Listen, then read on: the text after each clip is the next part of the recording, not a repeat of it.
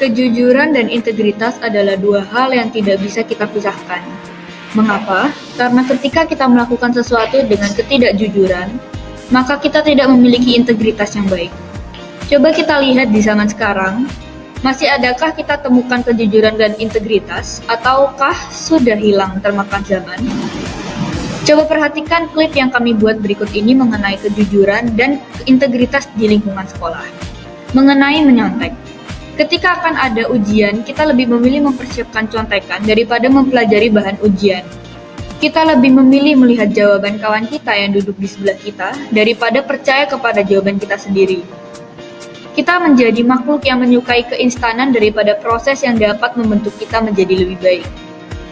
Kedua, mengembalikan sesuatu yang bukan milik kita. Ketika sedang belanja di kantin dan kita menerima kembalian yang lebih dari ibu penjual, apa yang akan kita lakukan?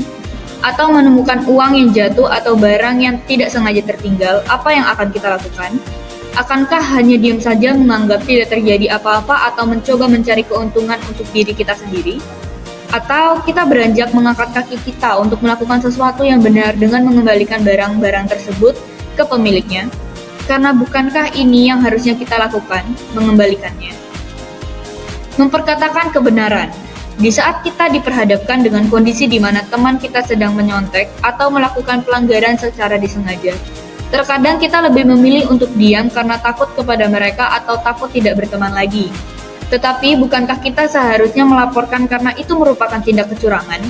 Hal ini pastinya sangat berat bagi kita karena dampaknya sangat besar bagi kita. Tetapi ada satu hal yang harus kita percaya bahwa ketika kita berani untuk melakukan dan memperkatakan kebenaran, maka hal yang baik akan datang kepada hidup kita. Bicara tentang integritas berarti kita berbicara tentang konsistensi dalam melakukan tindakan-tindakan yang sesuai dengan prinsip hidup. Apapun yang dihadapi, orang berintegritas tetap memiliki sifat yang teguh dalam mempertahankan prinsip hidupnya. Kita ambil contoh soal menyontek tadi.